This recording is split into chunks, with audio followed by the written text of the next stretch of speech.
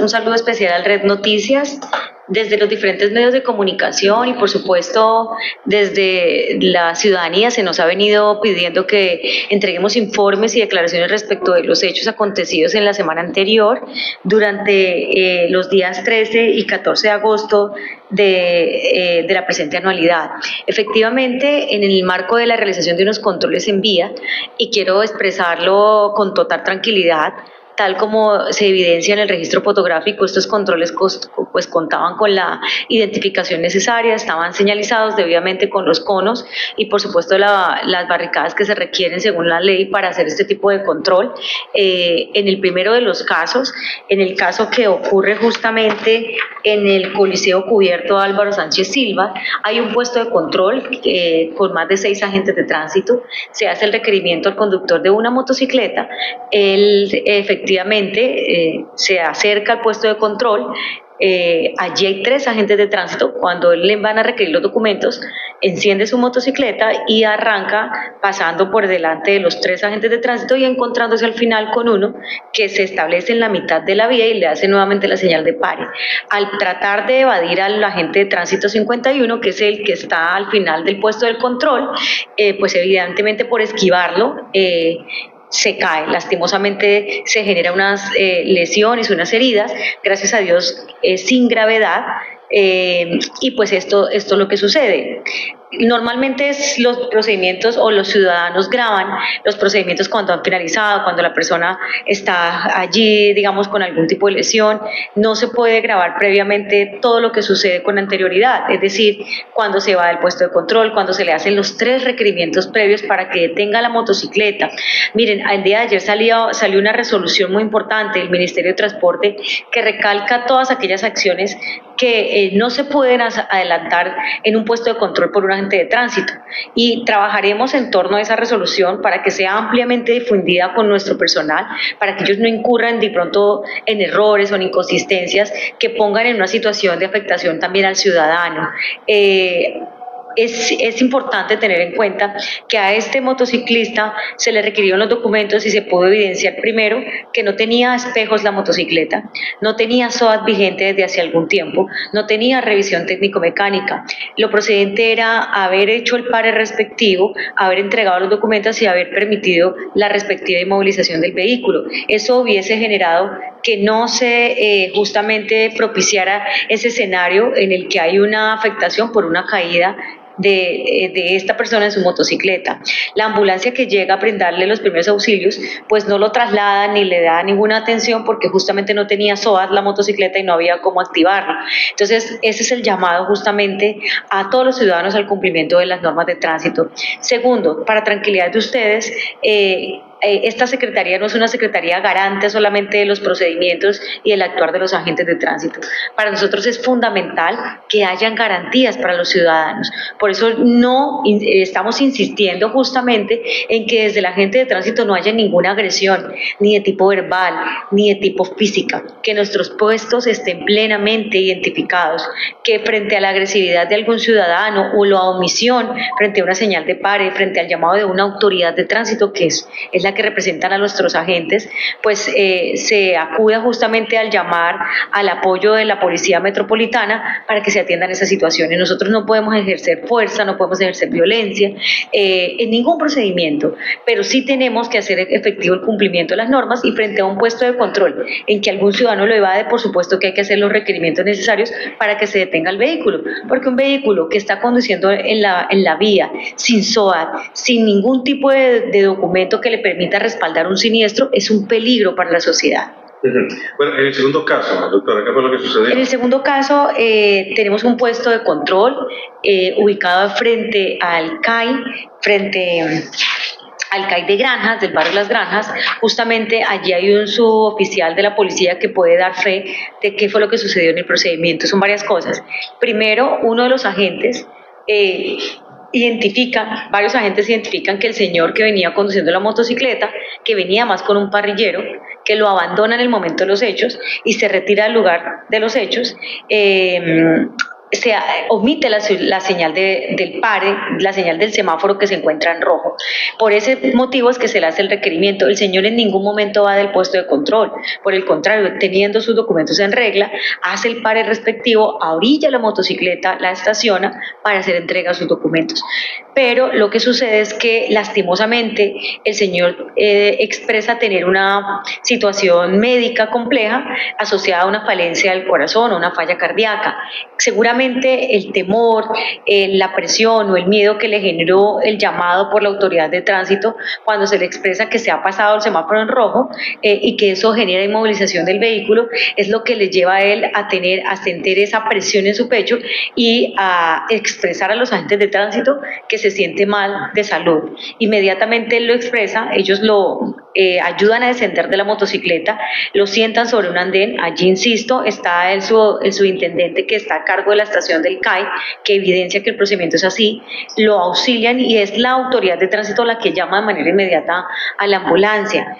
Por parte de la familia se han hecho algunos llamados expresando que se burlaron de él, a que usaron expresiones no apropiadas porque no le creían seguramente que estaba sintiendo realmente una afectación de salud. He tenido la posibilidad de hacer todos los requerimientos, pidiendo los informes respectivos a cada uno de los agentes que participó de estos procedimientos, para que expresaran qué fue lo que sucedió. Si ha habido una falta de respeto, si se ha atendido el procedimiento de manera inadecuada. Insisto, los agentes de tránsito tampoco están preparados para brindar primeros auxilios. Lo que ellos hacen inmediatamente es llamar a la ambulancia para que sea la ambulancia la que traslade de manera inmediata a la persona que se siente afectada. Los agentes le expresaron al señor también guardara calma, que no le iban a inmovilizar el vehículo, que le iban a efectuar la orden de comparendo, pero que no iban a hacer la inmovilización respectiva, que por favor se calmara por su salud. Seguramente si alguno de ellos no se expresó de manera adecuada o por el estrés, porque también tiene una persona que se nos está desmayando, que está teniendo una especie de infarto frente a un procedimiento, también genera para los agentes una situación compleja. Haremos los llamados de atención, los estamos haciendo respectivos, para que justamente ese tipo de situaciones pues se aborden con tranquilidad y podamos nosotros, en un eventual caso, que es una situación que uno no prevé, que una persona que uno pare sufra del corazón y sufra en ese momento por su presión o por su preocupación un percance médico. Quiero hacer un llamado de atención en este caso. Primero, la Secretaría de Movilidad ha atendido y ha estado en contacto directo con las hijas, con los familiares de este señor, en el que insistimos lastimosamente sufrió este percance de salud. Toda nuestra solidaridad con el ciudadano, esperando que esté, como se nos ha informado, evolucionando positiva y satisfactoriamente el procedimiento médico que se le ha brindado en el hospital universitario. Le hemos acompañado, le hemos ofrecido ese acompañamiento para que ese comparendo, si hubiesen dudas del procedimiento, pudiera ser controvertido con la instancia de la inspección de policía. Se le ha acompañado, se le ha invitado a que si ellos consideran que de verdad hubo una agresión que se generara por alguna agente de tránsito, pusieran las quejas respectivas, porque acá hay procedimientos, hay control interno disciplinario, hay una oficina de talento humano, y nosotros aquí no evitaremos efectuar estos procedimientos que de ley deben practicarse. 2. Nos llama mucho la atención los pronunciamientos de las familiares de la víctima, pues de esta situación cardíaca, en que cuando lo subieron a la ambulancia expresan ellos, se le ofreció por parte de quienes conducían la ambulancia, se les ofreció 70,000 pesos al señor para que fuera trasladado a la clínica de fracturas y no a otro centro de salud. Esto es grave porque una persona puede perder la vida por no tener en el tiempo adecuado la atención inmediata que se requiere. Si sabían quienes lo recogieron en la ambulancia, como se le expresó por parte de la policía y por parte de los agentes, que llevaba una afectación en su corazón, debió ser trasladado de manera inmediata al hospital universitario y no llevarlo previamente a la clínica de fracturas, que no tenía las condiciones para atenderlo. Posteriormente, de la clínica de fracturas lo trasladan al hospital y allí es donde recibe la atención adecuada. Es lo que comúnmente denominan como un paseo de la muerte. No tenemos pruebas de que efectivamente los conductores de la ambulancia le hayan ofrecido este dinero para que fuera trasladado. Tendrían, y la invitación es a la persona que denuncie esta situación, que nosotros le brindamos el acompañamiento necesario. Nosotros haremos por supuesto, el informe respectivo para la Secretaría de Salud con base en lo que se ha dicho, pero hasta ahora simplemente han sido comunicados que la familia ha expresado por redes sociales, pero necesitamos una denuncia. ¿Tenían ustedes algún tipo de información con este tipo de prácticas que no están realizando las ambulancias? Normalmente los ciudadanos denuncian situaciones que se asocian a la activación del SOAT. En este caso no hubo un siniestro, nadie accidentó al señor, él no colisionó contra otra motocicleta ni contra otro vehículo, él estaciona de manera voluntaria y con tranquilidad su vehículo, el vehículo no está en movimiento, es decir, y desde la ambulancia lo que se expresa es que hay un accidente. Así no es, porque entendemos que lo más fácil es activar el SOAT, ¿cierto? Y el SOAT debe activarse justo cuando se requiere, no para cualquier caso. Entonces, ese tipo de prácticas que se han venido denunciando por parte de ciudadanos, que se han venido poniendo en conocimiento muchas veces por los propios agentes en distintas situaciones, pues nos hacen un llamado de atención para que nosotros desde esta administración justamente avancemos en ese proyecto que tenemos con la Secretaría de Salud, la doctora Lilibet, en modificar ese acuerdo que regula el sistema de emergencias médicas y proponer de entrada ante el Honorable Consejo Municipal la zonificación para las ambulancias, de tal forma que esos traslados no se presten porque no van a ser necesarios en tanto cada zona de la ciudad, según el mapa que estamos construyendo aquí desde la Secretaría de Movilidad, permita que se preste el servicio de manera inmediata a través de zonas que impidan justamente largos traslados o el recorrido de una víctima de un siniestro, sí que no sea necesario. Hace algunos años se viene hablando de una aplicación o un sistema electrónico para poder manejar ese tipo de zonificación y de atención de las ambulancias. ¿De pronto lo contemplan o lo contemplarían en este proyecto? Esa es una parte técnica que le corresponde, pues, que hace parte de la estructuración de ese proyecto, de acuerdo, de esa actualización de ese proyecto, de acuerdo, en la que se va a revisar justamente la tecnología que se requiere. Por supuesto que en esto interviene también el departamento que articula con el CIDENE todos este control y regulación a quienes prestan este servicio de ambulancias. Nosotros vamos a proponerlo, esperamos que en las sesiones ordinarias del Consejo que se vienen para el mes de octubre, este sea uno de los proyectos que se puedan discutir, que sería beneficioso para todos los neivanos. ¿Ustedes como movilidad ejercen algún control en el tema de las ambulancias? Solamente en el marco de nuestras competencias, que lo estamos haciendo semanalmente, correspondiente a la revisión e identificación de documentos de quienes conducen y documentos, por supuesto, de los vehículos, pero más allá del equipamiento, de cómo prestan el servicio, ya es una competencia justamente de ese campo de la Secretaría de Salud. ¿Se han presentado irregularidades en las ambulancias cuando han pedido documentación, que pronto no desde los documentos requeridos? En algunos casos sí, de algunos conductores que no portan la documentación necesaria y se hacen los procedimientos de ley, pero nosotros desde esta Secretaría aportamos significativamente a ese proyecto de zonificación y de señalización y demarcación para esas zonas que se puedan disponer según la necesidad que se requiera por el sistema de emergencias médicas. ¿Qué pasa con el Guarda 51, que siempre se ha visto como inmerso en una serie de situaciones, digamos que son de conocimiento ya de toda la ciudad? Claro, muchos medios están preguntando qué pasa con el agente 51.